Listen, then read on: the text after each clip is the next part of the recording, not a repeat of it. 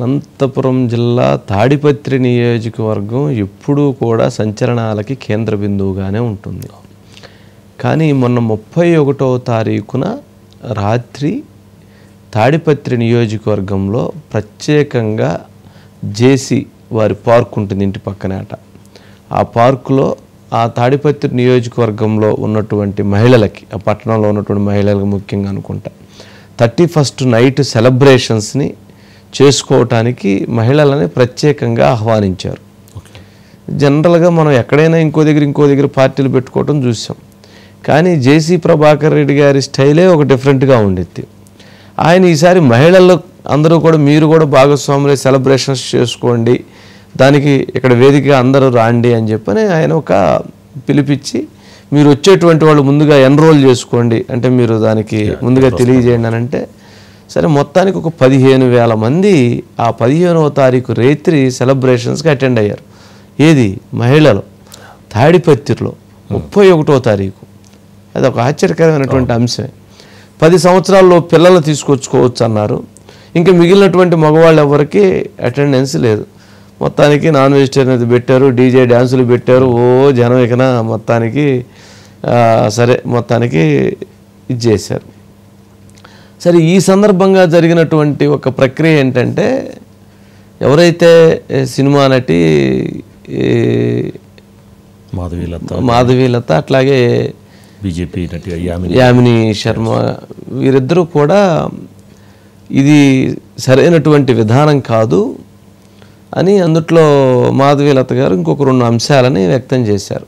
అక్కడ గంజాయి బ్యాచ్ ఉంటారు, లేదా ఇంకోటి ఉంటారు. అక్కడ ఏదైనా అసాంఘికమైనటువంటి కార్యకలాపాలు జరిగితే ఆ ప్రాంతంలో దానికి ఎవరు బాధ్యత వహిస్తారు, అందుకని వాటికి వెళ్ళొద్దు, బహిష్కరించండి, మీ భద్రతే మా బాధ్యత అనేటువంటి ఒక మెసేజ్ ఇచ్చారు.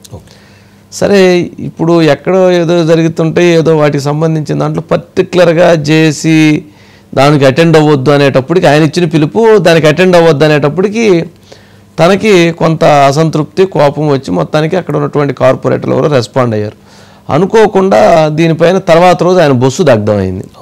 ఈ బస్సు దగ్ధానికి గల కారణం మొత్తానికి ఎవరైతే బీజేపీ వాళ్ళు ఏమి చేత మాట్లాడించింది, బీజేపీలో ఉన్నటువంటి ఎవరో ఒకరు మాట్లాడిచ్చారు కాబట్టి వాళ్ళ కుట్రలో భాగస్వామ్యంగా ఇదంతా జరిగింది. కాబట్టి ఇది బీజేపీ వాళ్ళు చేసిన కుట్ర, జగనే నయ్యము, నా బస్సులను ఆపాడు, బీజేపీ వాళ్ళు బస్సులే తగలబెట్టారు అని చెప్పని ఆయన ఒక కాంట్రవర్సీగా తన అభిప్రాయాలను వ్యక్తం చేశారు. సరే తర్వాత మాధవీలత గారి గురించి కొంత అభ్యంతరకరమైనటువంటి ఆయన వయసుకి అనుగూడనటువంటి కొన్ని వ్యాఖ్యలని ఆయన చేయటం జరిగింది. అలాంటి వ్యాఖ్యలని ఆయన చేయటం సరైనది కాదు, వాటిని ఖండించాల్సింది.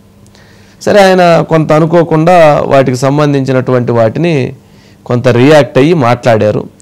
మాట్లాడిన తర్వాత దానిపైన కొంచెం అనుకోని పరిస్థితుల నేపథ్యంలో కొంత కాంట్రవర్సీ క్రియేట్ అయింది.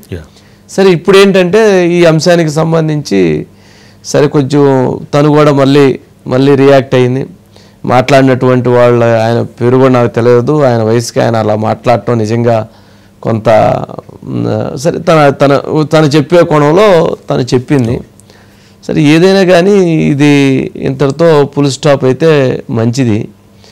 జేసీ ప్రభాకర్ రెడ్డి గారి వయసుకి, వారికి ఉన్నటువంటి రాజకీయ అనుభవానికి, వారి పరిజ్ఞానానికి జనరల్గా ఈ ఇష్యూలో ఆయన కూడా అంత తొందరపడి వారిని మాధవీలత గారిని అలాంటి కామెంట్లు చేయకుండా ఉండాల్సింది.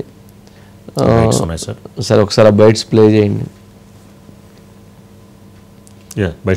వారు కూడా మనకెందుకులే అని అనుకుంటే అయిపోయింది. మాధవీలత గారు సరే అక్కడ ఏదో జరుగుతుంది కదా, దాన్ని ఏదా అనేది తెలియదు.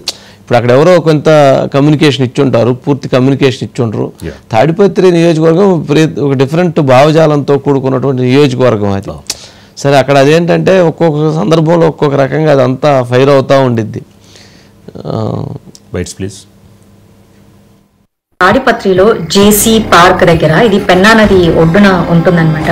సో అది వెరీ వెరీ సెన్సిటివ్ ఏరియా. పనికిమాలినటువంటి వ్యక్తులు ఏదైతే గాంజా చాలా ఎక్కువగా తీసుకునేటటువంటి ప్రదేశము, అక్కడ ఈ మహిళల కోసం న్యూ ఇయర్ నైట్ పోకిరి బ్యాచ్లు బాగా ఉండేది. అది కూడా 31st నైట్ అక్కడ చాలా చాలా హంగామా, తాగుతారు, గాంజా కొడతారు, ఇంకేమైనా మత్తులో మళ్ళీ మహిళల మీద ఏదన్నా పొరపాటుగా జరిగితే మీ జీవితానికి ఎవరు సంరక్షకులు? పోలీసులు ఎంతవరకు సెక్యూరిటీ ఇస్తారు 31st నైట్? దయచేసి దీనికి అటెండ్ అవ్వకుండా ఉంటే చాలా చాలా బాగుంటుంది. దయచేసి మహిళలందరూ సేఫ్టీగా ఉండండి. ఆ తాడిపత్రులు ఎవరైతే జేసీ పార్క్ వెళ్ళాలనుకుంటున్నారో అమ్మ, మీరు దయచేసి ఇంట్లో కూర్చొని మీ ఫ్రెండ్స్ తో ఏదో సరదాగా న్యూ ఇయర్ సంబరాలు చేసుకోండి. మీరు వెళ్ళొద్దు. నేనైతే దీన్ని ఖచ్చితంగా వ్యతిరేకిస్తున్నాను. ఈ ఆర్గనైజర్ ఏమంటున్నారంటే కేవలం మహిళలకి ఈ ఏర్పాట్లు అని చెప్పని అంటున్నారు. మరి ఆర్గనైజ్ చేసేది కూడా మహిళేనా? నాకైతే అలా అనిపించడం లేదు. ఇదేం పద్ధతి? ఒక ప్రజాప్రతినిధులే ఇటువంటివి చేస్తూ ఉంటే ఇక సామాన్య ప్రజలు ఇంకెలా చేస్తారు? ఏదైనా జరిగితే గనక ఎవరు దానికి బాధ్యత వహించేది? చట్టాన్ని ఇలా చేతుల్లోకి తీసుకోవచ్చా? ఇప్పుడు అక్కడికి ఊరవతలు పెట్టినటువంటి ఇటువంటి పార్టీలకంతా పోలీసులు మళ్ళీ మహిళలకి సెక్యూరిటీ ఇవ్వడానికని వెళ్తారు. ఈలోపు నగరంలో ఏదైనా శాంతి భద్రతలకు సమస్య వస్తే ఎవరు పరిష్కరించేది? అసలు అంత అవసరం ఎవరు వచ్చింది? ఎవరు అడిగారు? చాలా పెద్దగా అడ్వర్టైజ్మెంట్ చేసినారు, అక్కడ సారా అమ్ముతారు, గంజా అమ్ముతారు అని. అసలు ఆ అమ్మాయి ఫోటో చూసారా మీరు? అట్లా అమ్మాయి చెప్పేది, మంచి అమ్మాయినైనా పెట్టకూడదా? దానికే పేరు లేదు, అదే ఒక పెద్ద మంచిదాన్ని పెట్టండి. ఆడవాళ్ళకి ఎంత జిగుత్సాకరంగా ఉందంటే మీరు పెట్టిన ఆ లేడీ అలాంటి దాంతో మా ఊరు మహిళలు మీరు చెప్పిస్తారా? మీకేం లేదా? నీతి నియమం లేదా? ప్రభాకర్ రెడ్డి గారు ఏం మాట్లాడుతుంటారో ఎవరికి అర్థం కాదు. గత కొన్ని రోజులుగా చూస్తున్నారు మీరు. అంత తీవ్రంగా మాట్లాడాల్సిన అవసరం లేదు. ఆ వయసుకు తగినట్టుగా మాట్లాడాలి. ఎందుకంటే ఎక్కడో ఏదో బస్సు కాలుస్తే దానికి బీజేపీ వాళ్ళకి ఏ రకమైన సంబంధమో నాకు అర్థం కాదు. అనేక విమర్శలు వచ్చాయి వారి మీద, వారి బస్సుల మీద, వారి వ్యాపారాల మీద. గతంలో ఏం చేస్తున్నారు, ఎక్కడి నుంచి తెచ్చారనే విషయం వాటిలో నేను పోదలుచుకోలేదు. కానీ కూటమిలో భాగస్వామిగా ఉంటున్న భారతీయ జనతా పార్టీ గురించి మాట్లాడడం అది సహేతుకం కాదు. తన వ్యక్తిగత విషయాలను తీసుకొచ్చి అదేదో రాష్ట్రానికి సంబంధించిన విషయంలాగా మాట్లాడడం, ఒక అర్థం పర్థం లేని విమర్శలు బీజేపీ మీద చేయడం అనేది మంచిది కాదు. వారి గౌరవం, వారి వయసుకు తగిన విధంగా మాట్లాడాలి. వారు తెలుసుకుంటారని నేను భావిస్తున్నాను. జేసీ ప్రభాకర్ రెడ్డి ఆయన మాట్లాడిన మాటలు, ప్రవర్తన చాలా జుగుత్సాకరంగా ఉంది. బీజేపీ ప్రభుత్వంలో ఆయన బస్సులు తగిలిపెట్టాయంట. ఈ రాష్ట్రంలో ఏ ప్రభుత్వం?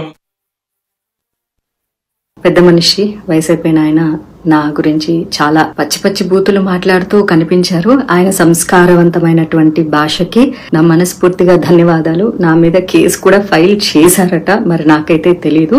ఒకవేళ మహిళల సంరక్షణ గురించి నేను మాట్లాడటమే నేరంగా భారతదేశంలో పరిగణించబడితే అలాంటి తనకి చిన్న విషయం చినికి గాలి వల్ల మారే అవకాశం మారిద్ది కదా.